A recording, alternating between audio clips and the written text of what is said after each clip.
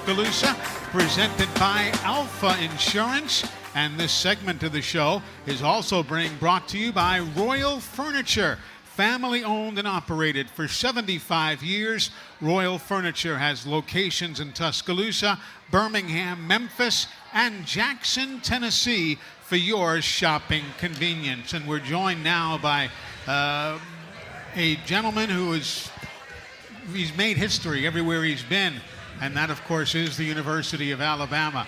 And we're speaking of softball coach Patrick Murphy. Good to see you, Murph. How are you, man? Hey, Eli, I am so glad to see you, and lots of prayers were answered to have you back on this table. Well, thank you. Great to see you, buddy. Thank you, man. You're one of my favorite people in the state of Alabama.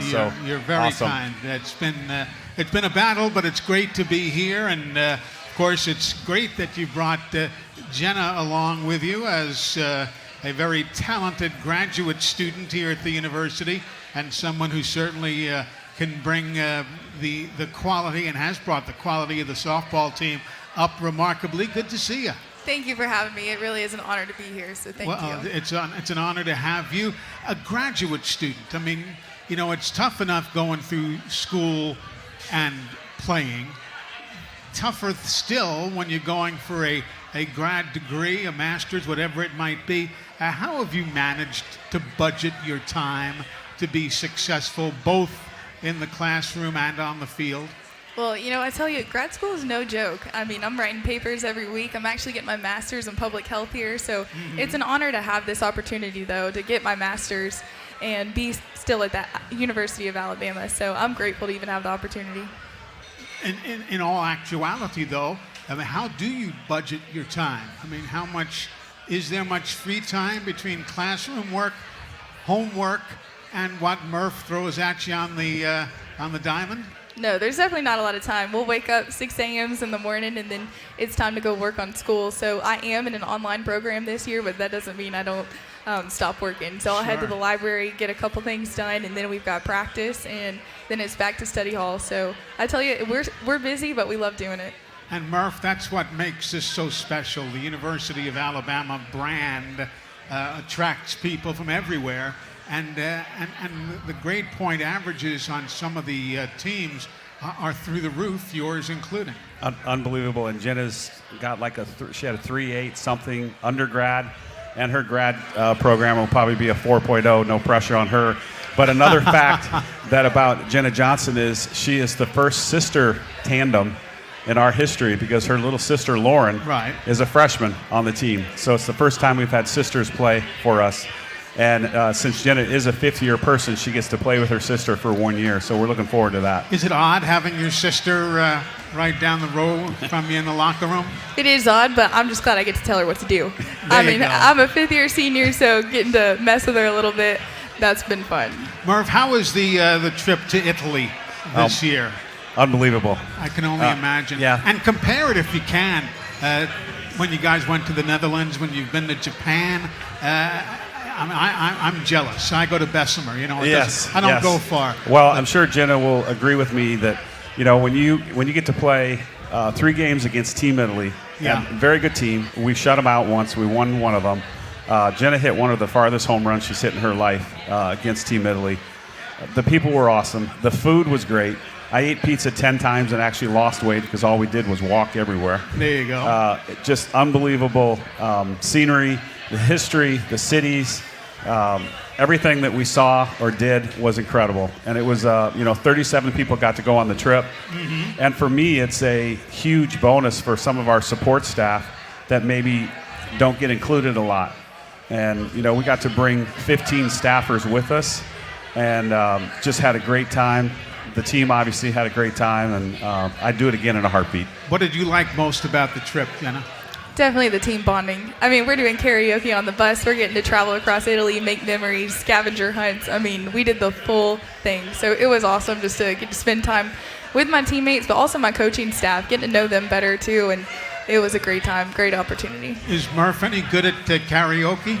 Man, he won't even get on the mic. I tell you, he's giving it to the freshmen, making them sing karaoke. There you go. Her sister was really good. She did. She rocked it out. She was awesome. Really? Yes. Yeah. Well, that's one. I'm glad you had the opportunity. You mentioned coaching staff. Yes. Obviously, it's going to be strange not having Allie alongside of you, but Caleb Bro is a nice addition. Tell me about how that whole transition happened. Well, Allie was with me for 25 years, Yeah. and Eli and Tom sitting here. There's no way that you can keep a coach for 25 years at one school as an assistant coach. Sure. And she eventually was named associate head coach, but that doesn't happen in modern day Division I athletics. So Right. she was one of the best. She was Jenna's mentor in the outfield, and she needed to go home to take care of her mom, who was not doing well health-wise. Mm-hmm.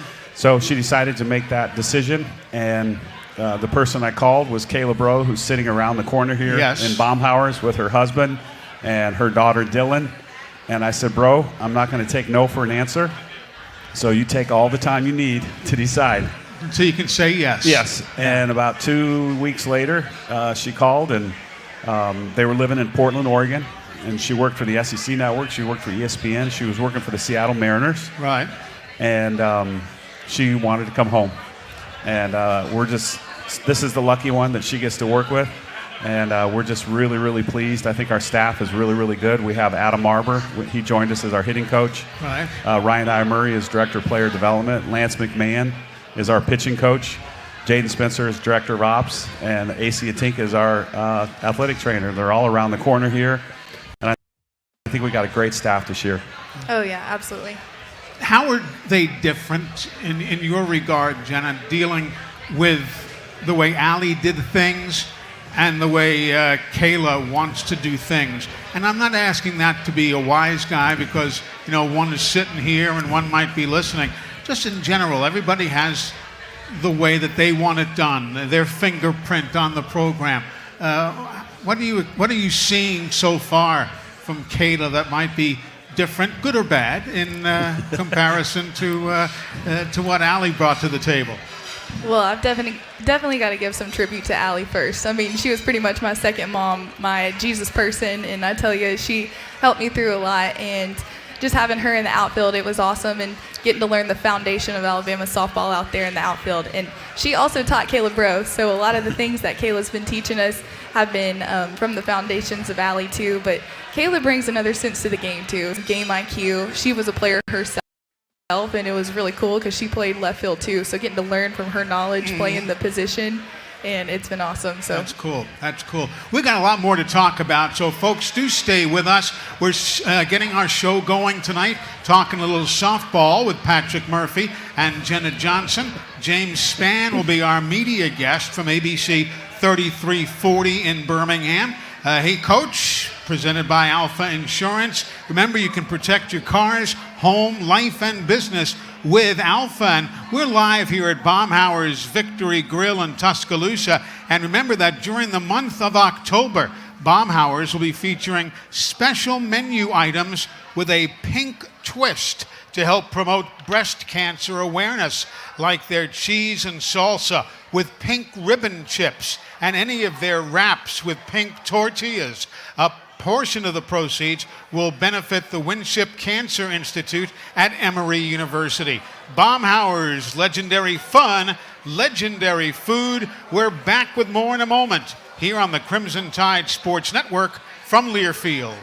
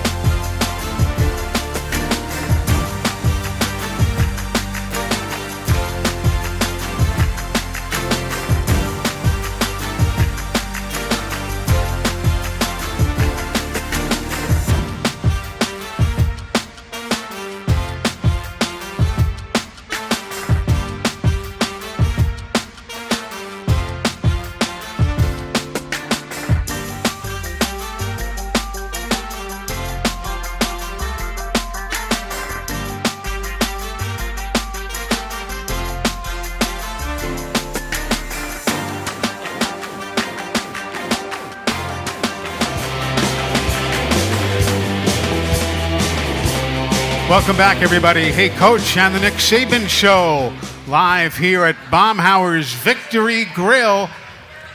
I'm sure we've gone farther into this interview than people expected before somebody mentioned Montana Fouts and the season that she had, and of course the Honda Sport Award for softball, which I was interested to find out, in light of all the great talent that's come through here, the first such winner for the University of Alabama. Unbelievable. And you know, that's basically the Heisman Trophy for softball. So for those of you that might not know, the Honda Awards, they give an award out for every female sport, and then they come together in Los Angeles in the summer and they vote on an overall winner. And it was Caitlin Clark, the shooter from Iowa women's basketball.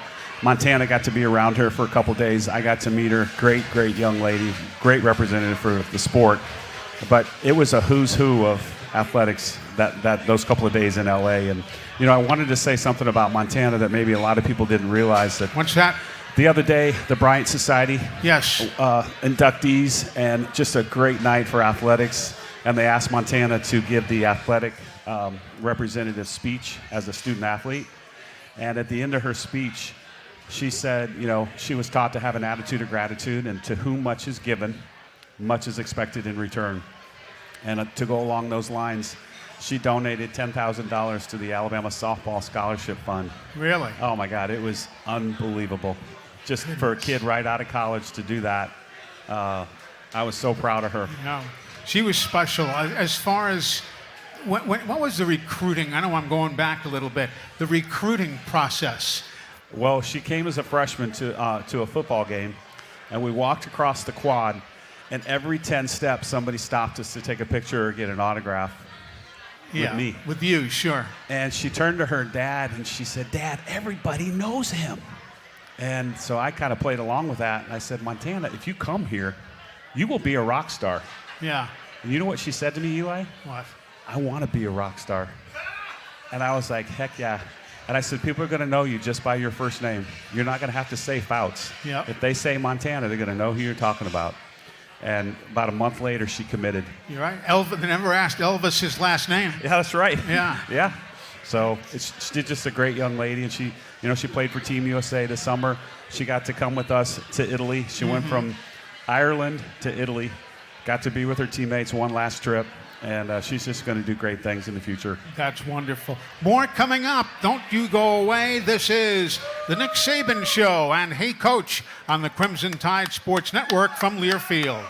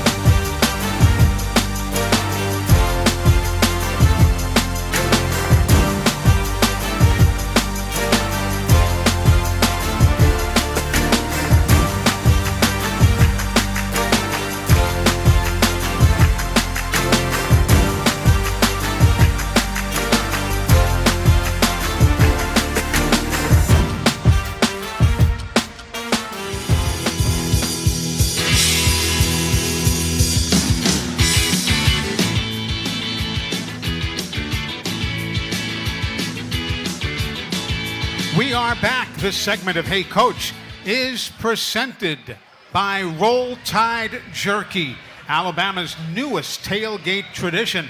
Proceeds from Roll Tide Jerky will help fuel Crimson Tide athletes.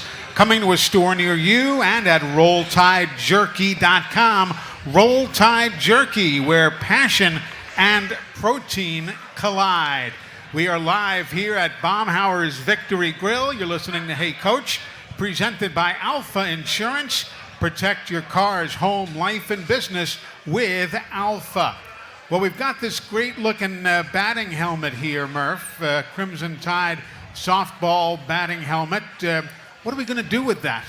I think I need a young lady by the name of Bets Rovards to come up to the desk. Where's Bets? Come on here? Come on. Here comes Bets. She's being shy, I think. Yeah, but she is making her way here. Here she goes. Yeah, we were looking for a good question to ask, but we decided to get somebody cute instead. And here she comes, and in her dad's arms, and we'll get.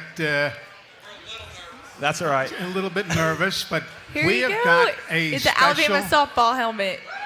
a little special gift You for want it? you. It's yours. All yours. And signed by Murph, too. Awesome. All right, now awesome. high five, and a high five is being exchanged. And you see, that's why the guy is such a good recruiter, because he's now Did you get it? now found a future Crimson Tider. How is recruiting going in general terms, Murph, within the state of Alabama? Is this a fertile high school area? It's very good, and I can't say too much about 24s Sure. and 25s, but it's very, very good in the state of Alabama right now, and we're really looking forward to a great class in 24. Well, listen, it's great to have you guys with us. I wish we had more time, but we do have to move aside. But Jenna, all the best to you and your grad senior season, and we all look forward to great things from you. And Murph, this has been always a treat, and we look forward to sitting here for another 25 years with you. That's right. And Miss Terry, I just wanted to say to you, if you have any coaching advice for me, I will take any and all. And great to see you, Eli. Good to see Roll you. Tide. Murph. Take care. Patrick Murphy and Jenna Johnson from the softball team. Always great to have them on hand. Our congratulations also to the Everwood Performance of the Week, which goes this week to Alabama golfer Nick Dunlap, who set a school record and matched an NCAA record for a single round score of 12 under par 60 on day one of the Hamptons Intercollegiate Tournament on Tuesday of this week. Nick is one of only 18 men golfers to accomplish that feat, so our congratulations to Nick Dunlap for an incredible round of golf. Just unbelievable, and that's the Everwood Performance of the Week. Everwood is wood treated right. Coming up next, James Spann is going to be joining us. So don't go away. Cinch up your suspenders and grab a seat. We'll be back to talk with James right after this on the Crimson Tide Sports Network from Learfield.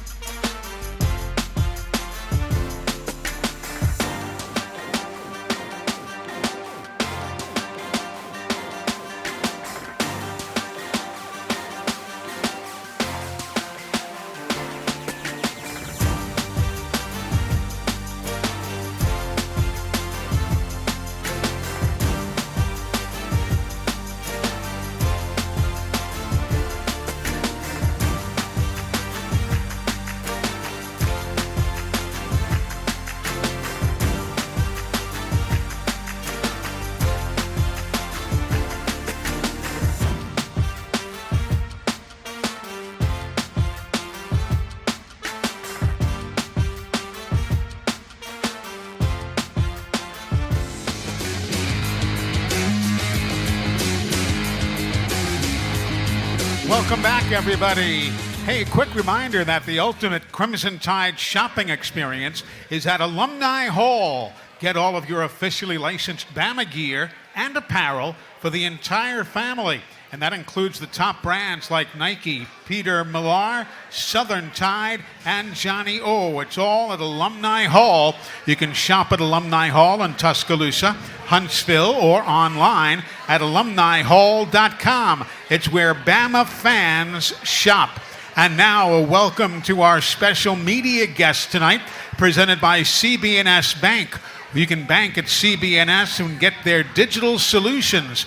Managing your finances has never been so easy. And of course, you talk finances among the local media. You obviously talk James Spann. Good to see you, sir. How are you? Eli, how are you? It's an honor. It's an honor to be back on this show with you and Tom Stipe here. It's great to have you here, and I understand you were on last year. I obviously was not, but it's good to be able to let you and Coach Saban talk weather tonight. He's a weather dweeb. He's a weather nerd, a dork, a weather weenie. And he loves weather. And you have to be that way if you're going to be a successful college football coach. And I can appreciate that. He understands what we can do. He understands the limitations. He asks the right questions. And it's all good. So, yeah, weather and football go hand in hand. They do. Let's pause 10 seconds right here for station identification. This is the Crimson Tide Sports Network.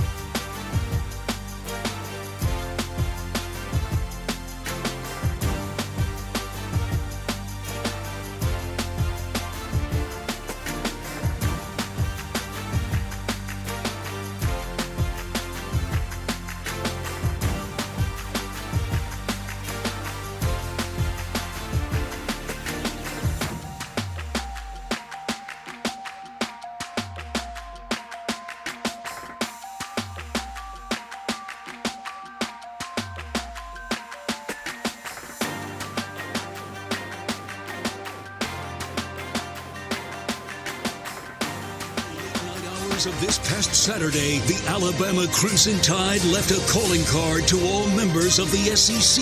Despite the wishes of many pundits, the 18-time national champions are again a force to be reckoned with. This weekend, the Tide hits the road to College Station, Texas for their 16th ever meeting with the Aggies. Two head coaches from West Virginia, friends from childhood, take center stage on tonight's October 5th edition of the Nick Saban Show. Here we go! Hey everybody, Alabama coach Nick Saban here. This is the Nick Saban Show. Roll Tide. Live from Baumhauer's Victory Grill in Tuscaloosa. All right, blow the horn, let's go. Presented by Alfa Insurance. For auto, home, and life insurance, call Alfa. Welcome, everybody, to the Nick Saban Show, indeed presented by Alfa Insurance. Protect your cars, home, life, and business with Alfa. And joining our media guest, from whom you have already heard, James Spann, the head coach of the Alabama Crimson Tide. Nick Saban, good to see you, sir. How are you? Good to be here. Great to have James Spann here. You know, he's the official weather forecaster for Alabama football. He is. We call him on numerous occasions and get exactly when it's going to rain, how much it's going to rain, what time it's going to quit, how much the wind's going to blow. Yeah. We got it all. Most of the time we're right. Not all, but most of the time. That's all right. You can't argue with that. Like you can't win them all in football. You can't get them all right in weather. No. Yeah, But well, You know the feeling. I don't think either one of them is very predictable. That's very true. Hey, Coach, totally off the beaten path for a moment, and I don't even know if you have a personal recollection, but Dick Butkus passed away today. Oh, I didn't know that. Yeah. Oh, man, he that's was 80 years of age. And everybody in football has either met him, coached with him, played, what have you. He was quite the character, wasn't he? He was a great character, great player, great person. And, you know, he's legendary. And Yeah. he was one of the guys that made the linebacker position kind of the man, Yeah. you know, so to speak, that made the whole defense be what it is. And great competitive character, great toughness. But, you know, one of the things I loved about Dick is we've had several Butkus Award winners here. Yes. And he always came and personally gave the guy the award. Yeah. It was so important to him that whoever was getting the award, it's not like these other ones are named after somebody. You go to ESPN and, pick them up on some TV show. He came personally and sat down with every player and gave him the award and spoke with them and spent time with them. And I just thought that was fantastic, that he had so much respect for quality players and quality players at his position that he would make a special trip. And I think we've had 2 or 3 guys that he came to see. And that was really special. And it was my opportunity to get to know him a little bit. And he was a special person. He's hitting somebody up in heaven tonight, I'm sure. I hope not hard. Yeah, but he was quite the talent, and we hated to see him pass away. And one other note that has no bearing on the University of Alabama, except we're all in this world together. I hated to see that story today about LSU's safety Greg Brooks, who has brain cancer and is now being treated as best he can be in Baton Rouge. Whether it's me, whether it's him, whether it's a family member, whomever, you just hate to see that. Well, absolutely, and our thoughts and prayers are certainly, out for him and his family. But, I think it puts a lot of things into perspective for a lot of us. Yeah. Sometimes we take our health for granted, we take other relationships and people for granted, we take our family for granted. But, none of those things should we take for granted. We should be thankful and very appreciative that, we have good health and we have good relationships and we have a family and all that. And I'm sure this young man is getting a tremendous amount of support. Sure. LSU fans are great. He's got a great family and they got a great program. So I'm sure there's a lot of people there that are going to support him. But I'm just hopeful that our fans will all share in thoughts and prayers for him and his well-being in the future. Exactly. James, why don't you jump in? Let's start zeroing in on the man seated to your right here. So I asked my social media followers some questions, and almost 90% of them were not for you, but for you. For Miss Terry. Miss huh? Terry, right. They want to know more about this whole situation where you said that you were basically under an order to kick up the intensity a bit. The people would like to hear a little more of the backstory here. How did this happen? When did it happen? What exactly was said here? Well, it was said. But anyway, I think maybe as I've gotten a little older, I'm probably not as volatile as I used to be. I think many people have heard me say before, one of my prayers in church on Sunday is don't get angry and control your temper and don't let your emotions make you do something that you'll be sorry for.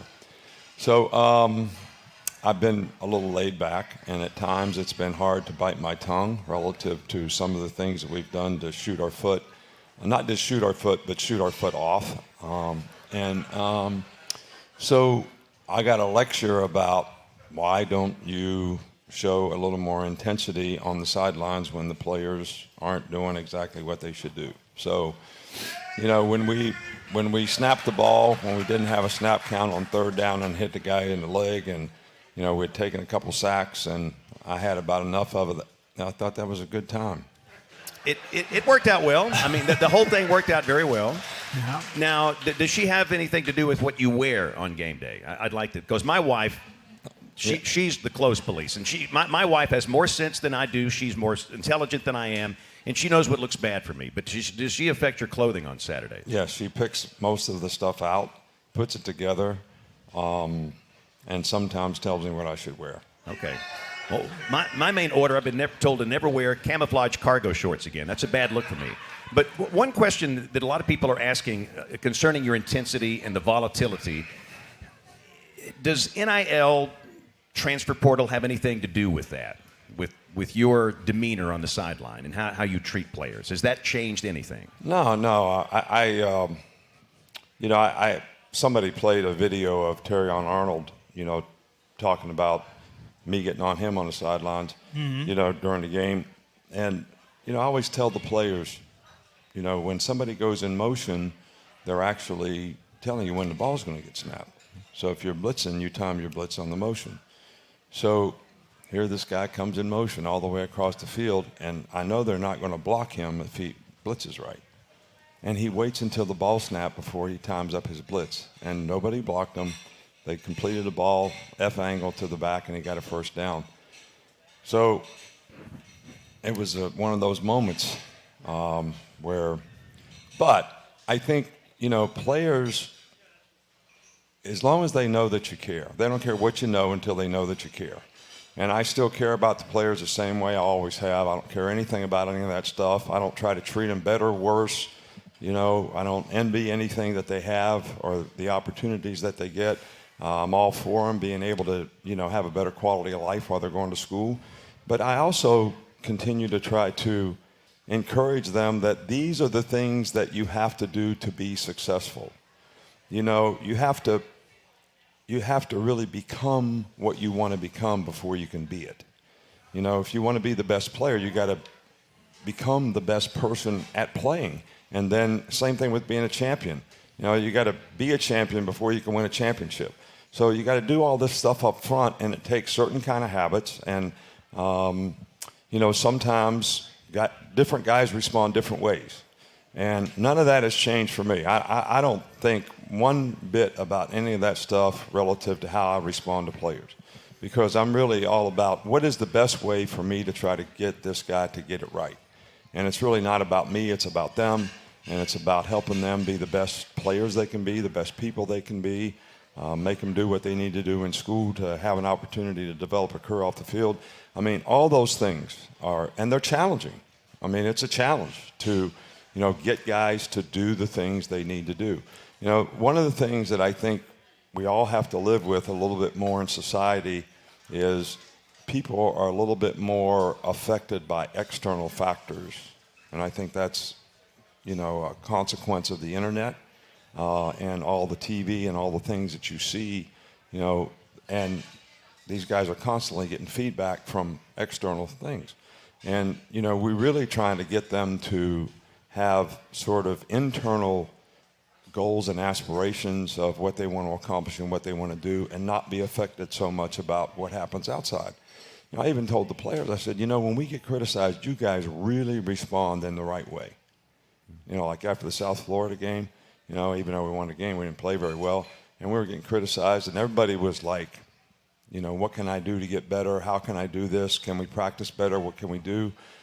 And why do you have to get criticized from somebody you don't even know, from Adam's house cat, to get motivated? You know, you should be motivated because you want to be the best, and based on what you did, what your performance was, how can you make that better?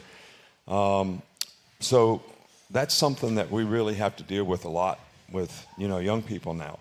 And it's challenging to get them to focus on what they can control and not worry about what everybody else thinks. With the understanding that you have rules that apply to everybody, how much leeway do you give yourself and your other coaches to vary based on what motivates player A versus player G versus player X? How much leeway is there? Well, I don't think there's any leeway in terms of what the rules are. The rules are the rules. All right, so we got rules for class. If you miss class or you're late for class or you miss a tutor, you get a point. It doesn't matter what kind of personality you have, whether you're obsessive compulsive, whether you're not motivated. That doesn't matter. That's a rule. Now, how we treat each one of those individual players to try to get them to do the right thing, that's a different story. Does that make sense? Yeah. I mean, we're trying to change their behavior so that they have a better chance to be successful. And I think, every guy's a little different when it comes to that. But you don't change the rules based on someone's personality. There's principles and values of the organization and their standards. And everybody has to buy into them. Now, how we get everybody to buy into them and do them is different. Because everybody's an individual and everybody's a little bit different. That's one of the things that I think we've done well through, the whole psychological mental health program that we have going with, a couple really good psychiatrists that help us know our players better in terms of how can we get them to do the right things, how can we get them to do the things they need to do to be successful based on their personality type and their psychological disposition. We're going to come back. We're going to continue with the coach and with our media guest, James Spann. We're live here at Baumhauer's Victory Grill. Hey, folks, you can stay cool this season at Bryant-Denny with a free non-alcoholic drink of your choice when you purchase a limited edition Bama Yeti. These vintage Yeti cups are only available at Bryant-Denny Stadium. Elevate your game day with Yeti. This is the Crimson Tide Sports Network from Learfield.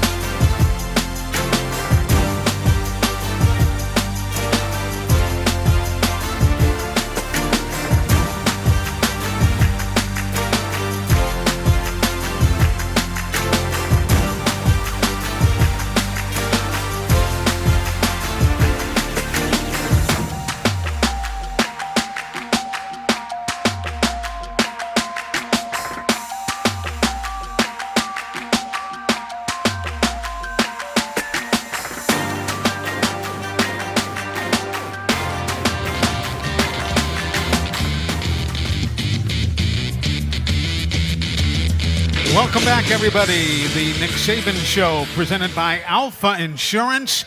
Protect your cars, home, life, and business with Alfa. If you'd like to join the conversation, the Yellowhammer Brewing Hotline is 877-202-BAMA, 877-202-BAMA.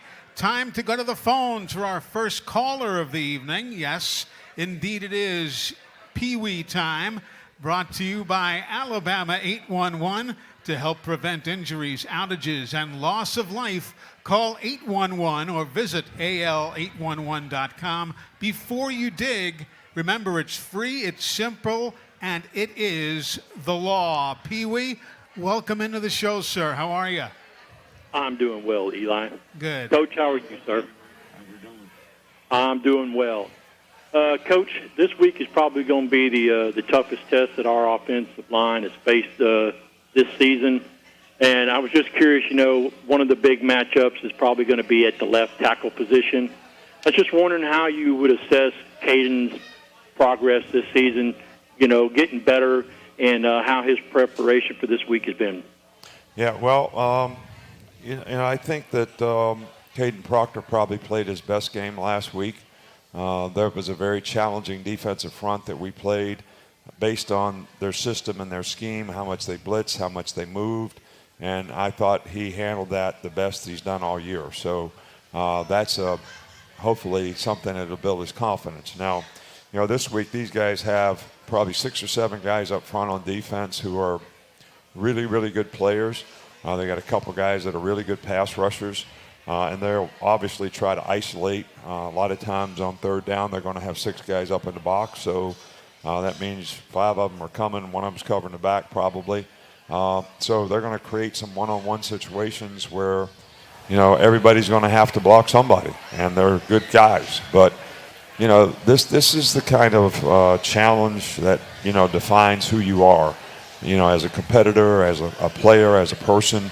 And you should embrace, these kind of challenges when you play against really good players like this. And then, we got to do some things to help them. We can't always leave open edges for people to just get, 2 yards outside the tackle that can speed rush and, beat them up the field and all that. And the quarterback's got to do a good job of, managing himself in the pocket when he steps up, how fast he gets rid of the ball. So, all these things are important, but it's going to be important that we have a solid pocket in this game. If they can push the pocket in the middle, they got good edge rushers, and that means you can't step up, and that's when those guys become most effective. But both of our left tackles are making progress. Both of them have played. Caden has obviously played the most. He's a freshman. He's got a lot of upside, and we just got to keep helping him get better. Coach, conversely, when Wigman went down with the injury for Texas A&M, how much did Jimbo and Bobby Petrino have to change their offense when Max Johnson came in? Is it the same offense? Is it executed to give Johnson the strength to, using his talents? How have things changed? I don't think they changed at all. I think they have a system. I think both quarterbacks are very effective in that sixth system. Max has got a lot of experience. He started a whole year at LSU. He's played a lot of games at A&M, last year. Mm-hmm. And, they got really good receivers. They got a very good system on offense. They got a good scheme. They got balance. They run the ball effectively. And they can throw it, and they make explosive plays, and both quarterbacks are capable of doing that. Max is not probably what you would classify as a runner, but he's smart about when do I get out of the pocket, when do I run, when do I get a first down and get down. So I have a lot of respect for both of those guys, but I don't think there's any difference at all in how they play offense when they're the two of them, whichever one's playing. James Spann, Coach, there's a hot rumor floating around on social media, and I have to live on social media, that Milroe is hurt. Any truth to that? Let me ask you a question. I mean, you mentioned this social media thing a couple times. I have to live in this world. It's a bad world. I have to ask you, because I never associated being a quality professional meteorologist that you are, that would have anything to do with social media. That's where most people get their weather information. They get it on Facebook, Twitter, TikTok, Instagram. They don't look out the window anymore? No. So I have to live in that world. You wouldn't believe the stuff I see over there. It's brutal. And let me just say this. You don't know how hard this man's job is. Anybody that's critical of this guy, it's unbelievable. You have 100,000 people that want to criticize. They're more of a football coach than you. They know more about it than you, everybody else. And it's the same thing in the weather business. They all know more about it than me. And it just drives me crazy. I coached one football game one time in my entire life. It was a Division I spring game. First play I called was a flea flicker. One of my guys ratted me out, told the other team it was a total train wreck. But what this guy does is extremely hard. And let me say another thing about what he does. You see Coach Saban for a fraction of what he does on television. How many hours a day do you work? Probably 12 to 14. So what percentage of this are you publicly viewable on television? Hardly any of them. You don't see what he does to motivate his players, what he does to encourage these young men. So just understand that, okay? I just want people to understand that. This is hard. It's really hard. But, you know, the other good thing is about people who care, even if you don't like what they say, there's at least people who care. Because I've been places and coached before where nobody cared. Yeah. All right, so that's worse. All right, but look, I wouldn't want to coach any place, all right, where people didn't have high expectations and they didn't care. And I try not to be defined by what other people think or what they say in terms of the kind of person I am or the kind of coach I am or how we work with players and how any of that stuff that I respond to any of that stuff. Doesn't affect me because I'm not on social media. I don't hear it. I don't see it. And I just want to do a good job of helping our players get ready for the game. And I know that if we don't play good and something that we do doesn't work, we will be criticized. That's a given. And, you know, sometimes we get criticized when we win, too, which, I mean, I get that. But I'm our biggest critic. You know, I'm the guy that says, when is enough enough? But I say that to the players because, you know, when is enough enough when we don't slant the right way and the guy runs for 15 yards and a first down? Or we get cut out of our gap and the guy runs for 29 yards and a first down. People don't even know that's happening. I know it's happening. And I know why it's happening, and I know why we're not having success. And most of the time when we don't have success, it's as much what we do as it is what the other team does.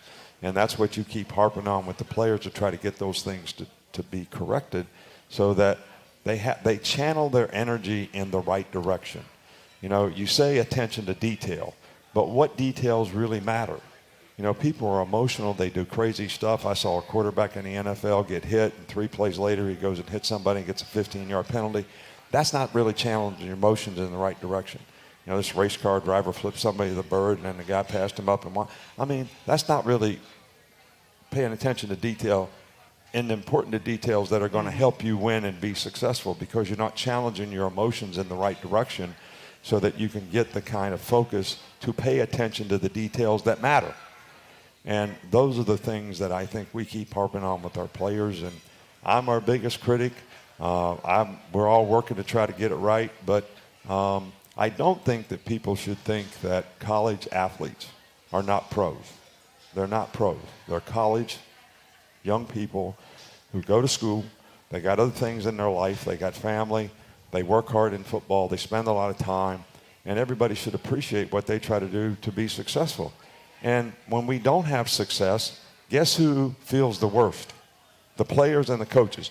As bad as the fans think they feel in terms of how they want to criticize somebody, nobody feels worse than the players. Nobody feels worse than the coaches and everybody who's working hard to try to get them to get it right because, you know, it's what we do. It's what it's our goal in terms of what we're trying to accomplish and what we're trying to do. And it's disappointing when you come up short. Yeah. Hey, got an interesting question here from a Nick Saban show reader on AL.com. Robbie in Rock Hill, South Carolina says, hey, Coach, I saw the feature on last week's Coach's Show discussing the sports nutrition program. It's impressive to see the level of detail that goes into maintaining a championship team. Roll Tide. I mean, there was a lot that goes on behind the scenes, as you and James were touching on before. Well, I don't think anybody thinks or really realizes how scientific, you know, everything has become. Yep. I used to look at a player and say, you need to lose 20 pounds. Just from looking at him. That's like so antiquated now that we can do muscle mass, body fat, hydration, functional movement test on a guy and know exactly what his body fat should be relative to his muscle mass, and how are we going to change that through diet and exercise and get him to the right weight so he's most efficient and most productive. Interesting. But it's the same thing in the weight room. You know, you used to say, how much can a guy bench press? I don't even know how much guys bench press anymore. Everything's explosive movement, and guys get feedback on how fast they move the bar and how much power and how much explosive movement they have comes up on a meter, you know, right when you're doing it. And we have a baseline on every player on our team on explosive movement, speed and power. Okay. And I used to have to look at the team and say, man, we look tired. I need to cut down practice. Now you see it right there. I got a baseline on every guy on the team. They might think they're tired, but I say, hey, Cat, look at here. You're going up. You're getting faster. You're getting more explosive. You're more powerful. Mm-hmm. You think you're tired, but you're not physically going downhill. You need to get your mind right and let's go. So, and in some cases, like when Smitty was here, he was a little frail, a little thin, right. And he was the hardest working, fastest runner, run every route. His speed would start going down. Say, Smitty, cutting down your reps. So, but you used to have to do that with the eye test. And that's like, man, it's hard to figure out what's under the hood when you don't really know for sure just looking at somebody. And I told a player once he had to lose 20 pounds. He weighed 340 pounds. I said, you got to get down to 320. He's a defensive lineman. He got down to 320. It was horrible. Really? Horrible. He was so much better at 340. And so, but it was just on eye test. Yeah. The guy really needed to weigh 340. I mean, it wasn't, so he just looked too heavy to me. So I made a lot of those mistakes in the past where you don't make any of those mistakes now because it's all scientific in terms of the approach. And because the players get immediate feedback, we used to run 16 110s and we'd run 10 40s. We call it the Springfield test, and we time every one of them with 15 seconds rest in between. And how much your 40 time went down over that time determined the level of your conditioning. Mm-hmm. I didn't do any of that. I know every day we have GPS on every guy. You run 20 miles an hour. How many times you run 20 miles an hour a day? It's on GPS. It's right there.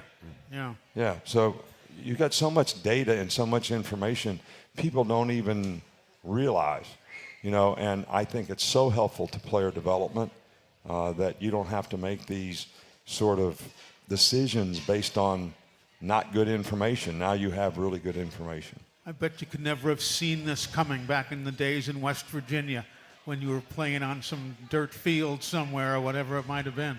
Yeah, we didn't even have any weights where I played. We didn't have a weight room. We didn't have anything. Yeah. We didn't do calisthenics. We didn't do conditioning. We just scrimmaged every day in the dirt, and it was dirt too and dust. Yeah. Coach, one quick question. When you worked for your dad in that gas station, are there any lessons that you learned working for your dad in that Chevron gas station that you still apply today? It was a golf station. We didn't even have Chevron back in those days. All right? I mean, it was Esso. Esso. Okay. We didn't have Chevron. There was no, they didn't come together yet. Yeah, I learned a lot of lessons. Man, I'm telling you, I learned a lesson to how to respect other people. I can tell this story, maybe I told it before, but there used to be a hobo, and he walked the railroad track. Our station was down in the valley, and the railroad track ran around the side of the mountain. And he used to walk the railroad track and come down. My dad would give him coffee and cheese crackers, every morning. So I was in there changing tires, and we played a game the night before. I don't know if we lost or I just played bad or what. And the hobo was drunk half the time, but in the morning he was a little bit sober. But he was getting on me. And I told him to go someplace. Right. Take a hike. Right, take a hike. Yeah. And my dad was in his office, and I was on this tire machine, breaking down this tire. And this is the last spanking I got. I was about 15 or 16 years old. And all of a sudden, whack, man, right on the butt. Whew. And he says, I'll never want to hear you talk back to an older person again. Wow. So I've respected the hobo from then on. There was never any question about how you were supposed to do things, what you were supposed to do, how you were supposed to do it right. And if you didn't do it right, he made you do it again. So there was a standard. We're still trying to live up to it. Yep. We're coming back. We've got a lot more to come with the coach, with James Spann, and with you as well. If you'd like to join the conversation, feel free to tune in and call 877-202-BAMA. That is the Yellowhammer Brewing Hotline. Back after this on the Crimson Tide Sports Network from Learfield.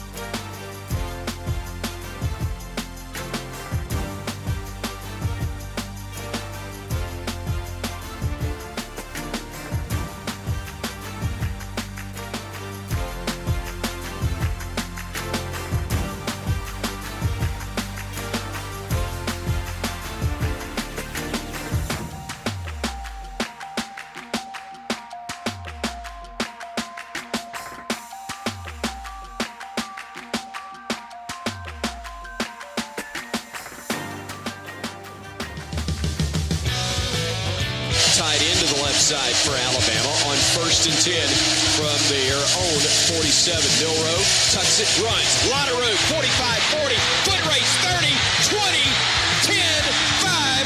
Touchdown, Alabama.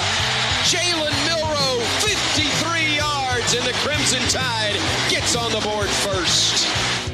Jalen this year with 6 passing touchdowns and 4 rushing touchdowns. As we welcome you back, the Nick Saban Show live from Baumhauer's Victory Grill. You know, we were talking before, gentlemen, about stuff that goes on out of the sight of the general public. I had a gentleman come up to me here at the restaurant, Coach, not this Thursday, today, but last week.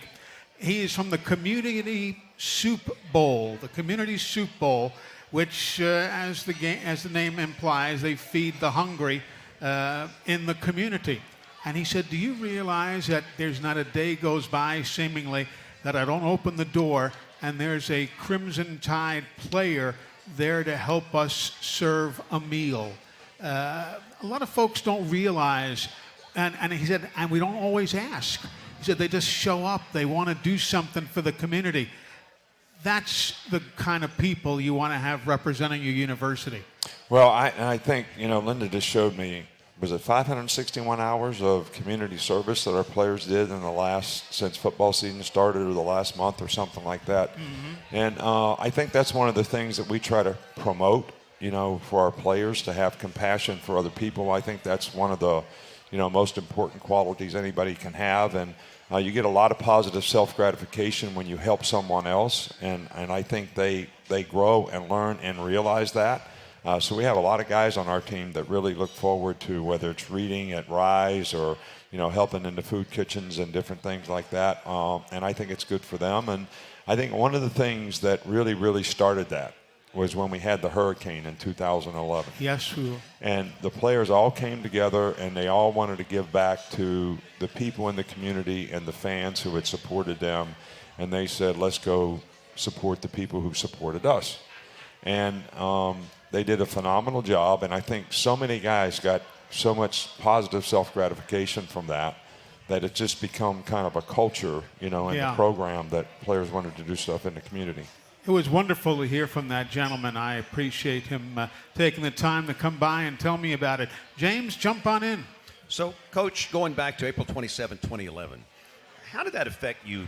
And I've seen so many interviews with you, and I've heard you talk with so many people about that, but personally, not as a team, but personally, do you still think about that day? Do you think about what happened and the people that suffered so much on that day and the loss of life and the humanitarian crisis we had here? Yeah, I certainly do.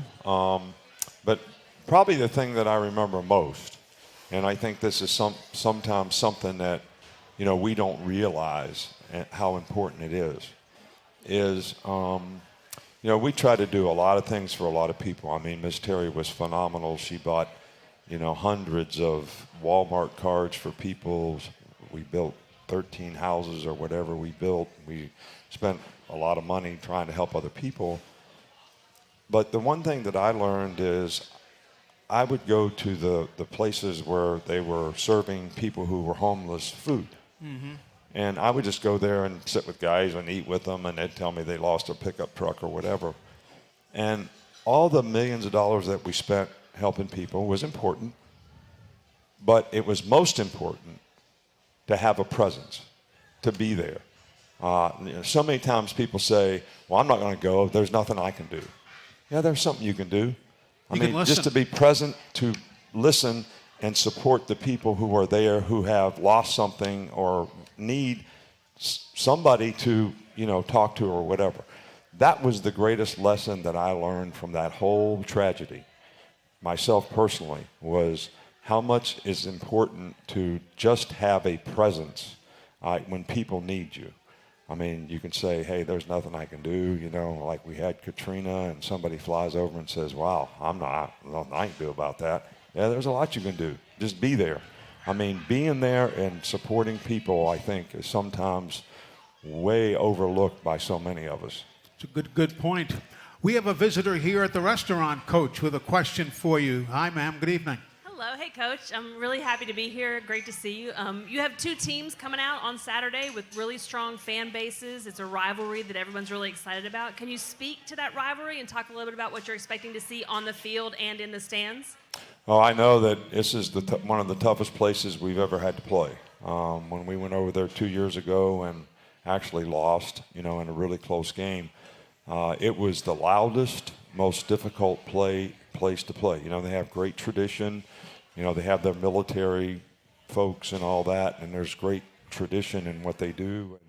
I think the rivalry is because they have a good program and a good team, a good coach, a lot of good players. And this game has always been sort of a pivotal game where it sort of lands in the season relative to how Alabama does, how they do. So, and when you're playing on the road, that makes it even a greater challenge. So, but we have rivalries with lots of people. Everybody knows about Auburn and Tennessee, but LSU has become one, A&M has become one, and it's because the quality of the programs and the importance of the games when we play them, in the season. So, but these kind of challenges, as I said before, they define you as a competitor, they define you as a person, in terms of how can you stay focused and keep your poise and be able to execute and control your emotions in the right direction so that it helps you lead to successful behavior. Thank you for joining us. They've got Owens, they've got Daniels, they've got Moss, talented running backs all. That leads me to the next question from the Nick Saban Show readers on AL.com. Paul is up in Decatur and says, Coach, would you comment on the overall growth and development of our defense thus far this season? Yeah, our defense has done well. We've given up 14 points a game or whatever. But the biggest thing with our defense is when they play with intensity and a high level and they play together and they communicate.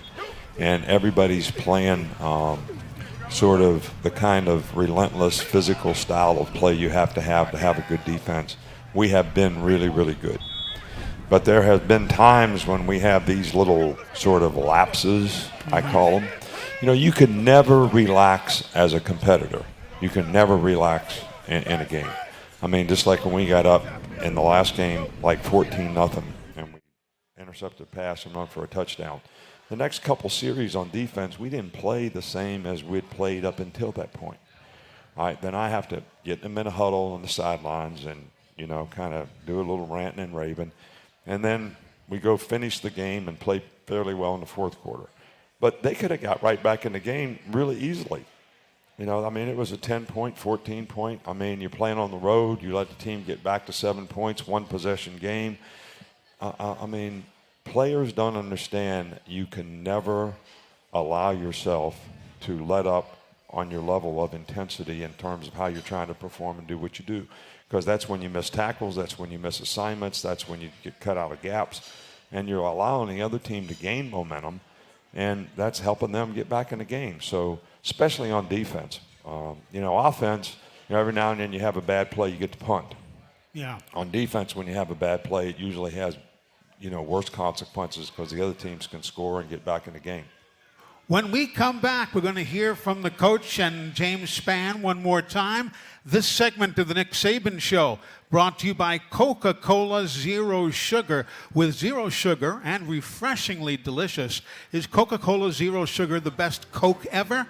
Well, find out for yourself. This is the Crimson Tide Sports Network from Learfield.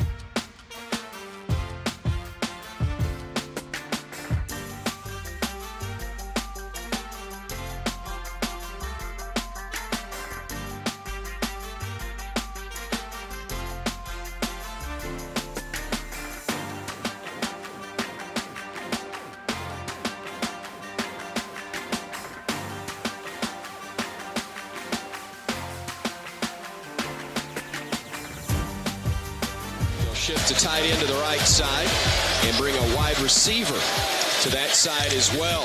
2 on the play clock as they snap it. Pass deflected, intercepted. Bama's got it at the 25. Still on their feet.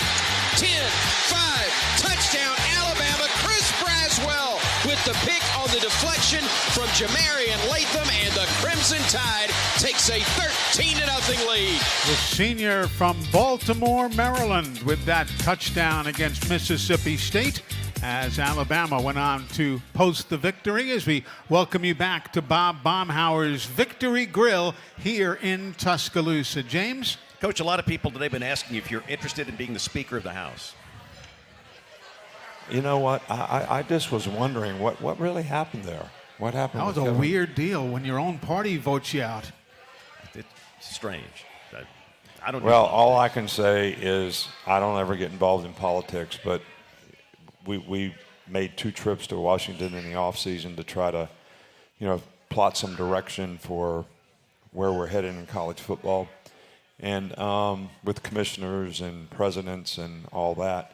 And Kevin McCarthy was, very hospitable and, listened and was very nice to us. So, but so was everyone else. It was really politically pretty refreshing on my part to be able to see how things operate and how people there really are interested in trying to make things better. But I think the answer to the question is no. Yeah. No interest in that. Well, and let me chase one quick rabbit. We have an odd distraction during the Arkansas game. A solar eclipse will take place during the game. You're kidding. During the game. It's going to happen during the second quarter. It's not a total eclipse. It's a partial eclipse. But there's going to be a distraction. And we're going to have to remind everybody, don't look up at that because you could damage your eyes. But this leads into the question, you live with distractions every day. How do you prevent these distractions from affecting your team's character and their preparation and their readiness for a game? Well, I think that's a really good question. And I think that to get players not to focus on external factors, it's no different than when you play on the road. Is the crowd affecting you? Is the scoreboard affecting you? All these things that you're going to play one way when you're ahead, you're going to play different when you're behind. Why wouldn't you just play the best you can play all the time? And these are the lessons that we're trying to teach, all the time to guys not to be affected by external factors. Now, this is a new one on me. I didn't know that, and I've never had to deal with that, honestly, in my entire coaching career. So you may have to coach me up on how to handle this distraction. All right, we'll talk after the show's over. Yeah, but you're right, though. Make sure you don't stare at the sun. We have to message everybody in that stadium, do not look up there unless you've got the glasses on. So we'll. How do you know it's going to happen in the second quarter? Do we even know what time that game's going to be? The game kicks off at 11. So it's 11 o'clock game. And the peak of the solar... You know more about it than I do. I'm like, I'm one game at a time. The peak will be about a little after 12 noon. So in theory, it should be in around the second quarter. So maybe it will be an overcast day and nobody can see it. But I'm afraid it's going to be a distraction. So we will remind everybody in the stadium, don't look up unless you've got the glasses. And folks, you see what you can learn by joining us every Thursday. If you've not been with us every Thursday for these last 17 years or so, you've missed learning all sorts of stuff. One thing we won't miss tonight, though, is Coach Saban's final word. It is presented by Mercedes-Benz. Remember, the vehicles are all electric. The feeling is all Mercedes. Well, you heard me say earlier that, the challenges that you have sort of define you. They define you as a person. They define you as a competitor. And when you have these tremendous challenges, playing a good team on the road, tough place to play, and that's got to be something that everybody embraces. It's a great opportunity for our team. We need all the support that we can get from all of our fans. And, I would say that, being positive with our players is really, really important. It's important to them. It's important that they feel like all the hard work and dedication that they have to try to be successful is something that you appreciate. We're not going to win every game all the time, but hopefully we're going to try to make you happy as much as we can, but certainly appreciate what these guys are trying to do to be successful and us to continue to build on having a successful season. And this game is always one of those games that's pivotal And I think everybody's very aware of that, and I know our players are and our coaches are. And we've challenged everybody this week to, kind of reach the next level of how we can play and how we can perform as a team. Coach Nick Saban, always a pleasure, sir. Thank you for your time. It's always great to chat with you. I love it that James was here. And Coach, here's a respect the Polygon shirt for Coach Saban because he respects the Polygon. You're the man, Coach. All right. Thank you, man. I appreciate it. Thank you. Take care. We're going to come right back. We'll get the coach's final words again and some more from James Spann as we continue here on the Crimson Tide Sports Network from Learfield. Thank you, Coach.